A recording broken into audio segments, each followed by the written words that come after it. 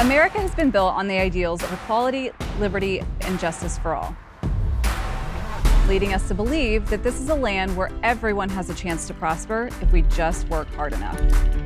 Somewhere along the line, these values have gotten muddled, proven false for some but not others, or worse, lost entirely. But what if we actually became who we said we are? What if we went back to the beginning in an effort to rebrand America? We will explore how Americans can shift their behavior to become the nation we've always aspired to be. It starts with us. With each individual shift, we can collectively turn America into the promise of an experience worthy of everyone.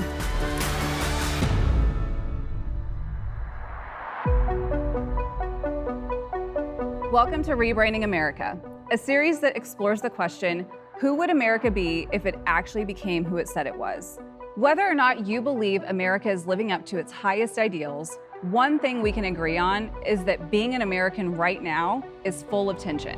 Only essential businesses will be functioning. Officers in riot gear tried to maintain order. Massive wildfires continue to ravage California. Agreeing on anything seems like a utopian idea, let alone choosing something to stand for that reflects who we are as a nation. The solution is to create a path forward that roots all of us in the same values and visions so we can move forward together. We'll be exploring this idea through the lens of marketing and branding.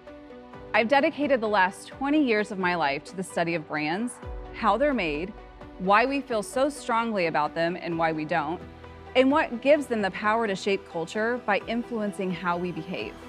In the past decade, I've guided nearly 200 brands through a process that gives them the language to define what they stand for. Here's what I've learned after putting my research into practice. A brand is the promise of an experience. Brand is not logo. It's not color scheme. It's not ad campaign that we run during the Super Bowl. While these are elements of expressing a brand, what these pieces represent is the actual experience consumers buy into. What I know for a fact is that brands are built by people. And in order to rebrand America, we must first rebrand ourselves. Messaging done well and consistently over time is where you get the emotional connection to brands like Nike and Apple. They connect us to a piece of ourselves we want to be known as. We want to believe we can be more athletic by buying a pair of shoes, or think differently and create something revolutionary if we were the face aglow behind that Apple logo on the MacBook Pro. It's human nature to want to belong and to matter. We'll buy into anything that sells us a version of that idea that also elevates how we appear to other people. The job of marketing is to deploy as many tactics as possible to reach the audience the promise was intended for. Marketing is most effective when the brand promise hasn't been broken. It could certainly be argued that the first promise America made dates back to the Declaration of Independence. In it, it says, "We hold these truths to be self-evident, that all men are created equal, that they are endowed by their Creator with certain unalienable rights, that among these are life, liberty, and the pursuit of happiness." As a marketer, my job is to take that brand promise, deliver it to the people it was intended for, then relentlessly fight to ensure that the promise is in fact real. If the experience promised isn't real, if it's merely an aspirational lie, I will always fail as a marketer. Why? Because people don't like being lied to. So marketers try and come up with shareable, repeatable phrases that can summarize the complexities of an entire brand experience into one short tagline. Oftentimes they're vague, but over time, they begin to mean something different depending on how someone has experienced the brand in their own life. For instance, think different. Just do it. Because you're worth it. I'm loving it. On their own, these taglines don't mean much. It's my job, however, to paint a picture of how these statements are a launch pad for the consumer to visualize themselves having a better life as a result of what the phrase stands for. The language evolves as the consumer evolves, but it's to always point back to the promise of an experience the product or service delivers.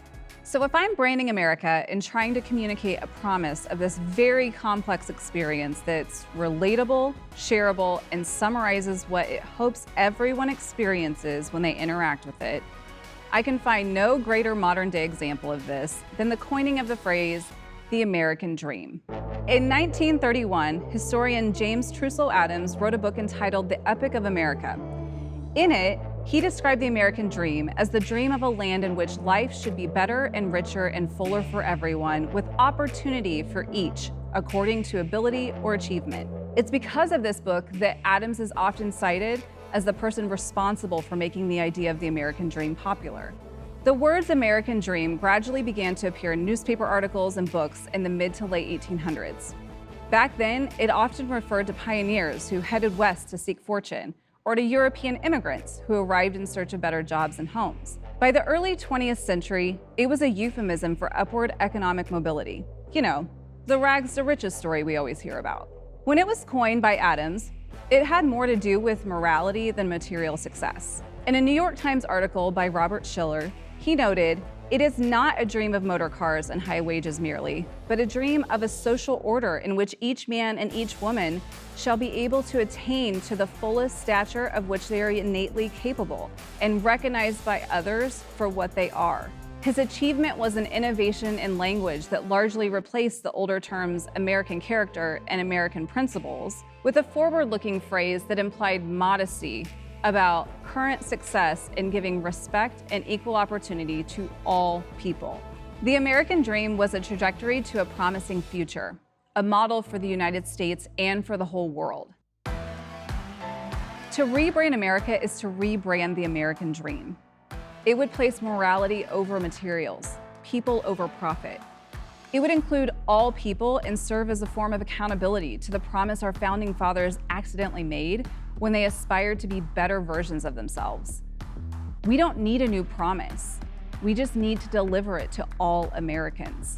For the rest of this series, we'll dive into my rebranding process.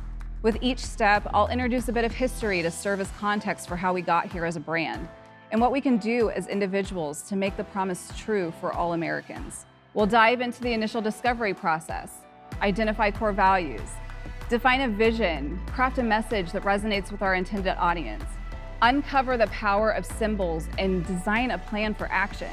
If you call yourself an American, this is your home. It's our responsibility to fix it so it's habitable. How do you want to live here? If we pull this off, America can live up to the promise of equality, liberty, and justice for all. If not, it's just a fancy ad campaign to support a few people at the expense of everyone else. We're gonna dive in this together. As a 37-year-old white female born and raised in this country, I'm just scratching the surface of what it means to be American. I'm not a historian, I'm not a politician, I'm not a lawyer. I'm just a girl who knows that what we're doing isn't matching who we say we are.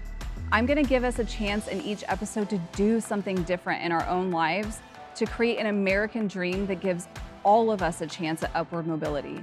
I'll take you through the process the way I would any executives of a company, but this time I'm gonna join you. If we all lived with this kind of intentionality, it still wouldn't be utopian, but it could affect policy. It could even make us more aware when we're drinking in the lives of those who want the dream all for themselves. So start simple for today. Pause this to grab a pen and paper or download the worksheet available in the show notes. What does the American dream mean to you? Do you see it being true for everyone? Where has it failed you? Where have you seen it work for you? Do you feel like the meaning has changed as you've gotten older? Take some time this week to think through some of these questions and be ready. Because next week, we're gonna do the work of uncovering what ties us to one another so we can build the America that is yet to be.